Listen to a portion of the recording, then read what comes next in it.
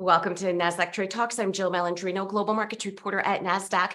Joining me for this segment, we have Alex Coffey, Senior Market Strategist at TD Ameritrade, to discuss investor positions and retail trading activity for November as investors took advantage of rising stocks to take some profits. Alex, it's great to see you as always. Walk us through the activity that you saw in November, because investors really had a great opportunity to take some profits here in November. Yeah, no doubt. And I'm glad that you look at it that way, because we do oftentimes associate this investor movement index at TD Ameritrade as a pretty correlated indicator with the S&P 500 or with the Nasdaq in terms of stock performance. But it did notably diverge with a really, really strong stock performance month in terms of S&P 500 up 10% during the period. But you saw IMX down 7.8%, and it does coincide with sort of the calendar time. This is sort of that profit-taking time of the year, and also an opportunity for those to maybe bounce back and get out of some of those positions after a disappointing October price performance period. So we did see net selling in equities, decreased exposure despite the increase in the stock market.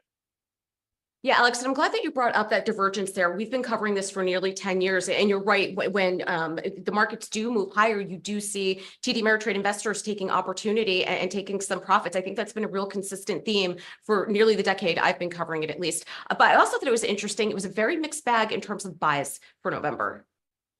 Yeah, the buys are really interesting. So although net selling overall, there is still, of course, opportunities in the market that investors look to take advantage of. And so one's a sort of repeat offender here on the list, and that's Tesla. Usually find itself either in the net buys or the net sells, just one of the most actively traded names on the street, and of course amongst TD Ameritrade clients for various reasons. But it was, of course, in that net buy camp.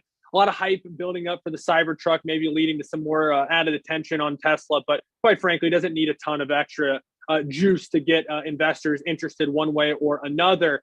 But the other names had a little bit more of a theme to them, I would say, when you look at things like Ford Motor or even Realty Income Corp. These are more underperforming type of names. And I think it was an opportunity to rotate out of some winners, as we'll talk about in some of the sells, and into some of these underperforming names that are maybe seen as more value plays going into 2024, which we've talked about, Jill, may present and pose different risks for investors, as every year is a little bit different.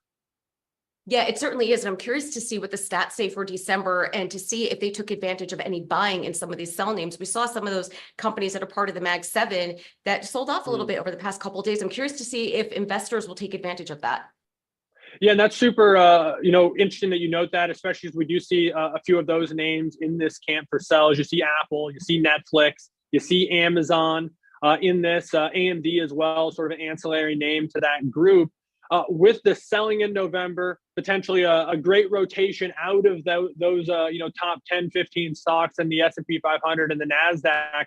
Do you see a re-rotation into them in December if this continues? Only time will tell. Of course, we'll check back in next month and have that answer. But looking at it now, it does really seem that we are seeing TD Ameritrade clients somewhat mirror what we're seeing in the market, which is rotate out of some of those big outperformers and into the more broad market. And finally, Alex, I mean, it's hard to believe we're in the first week of December already, but there are still a number of events on the calendar, certainly from a macro perspective, that investors should be aware of. As you think about, the next 3 to 4 weeks out until the end of the year, what are you going to be focused on? Yeah, we're going to learn a lot on Friday morning with the labor employment situation data.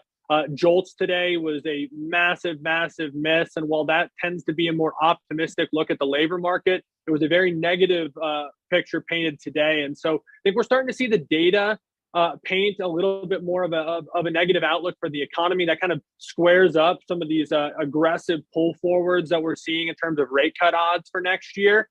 And so I think it's going to be a situation where we're going to get more info, of course, in the next few weeks. We'll get the Fed, we'll get, of course, employment situation to maybe clarify that. But if it goes the trajectory that we're seeing now, investors may want to be careful what they're wishing for in terms of lower rates, because that lower rate may be associated with recessionary activity, which is never usually good for markets or, of course, the economy.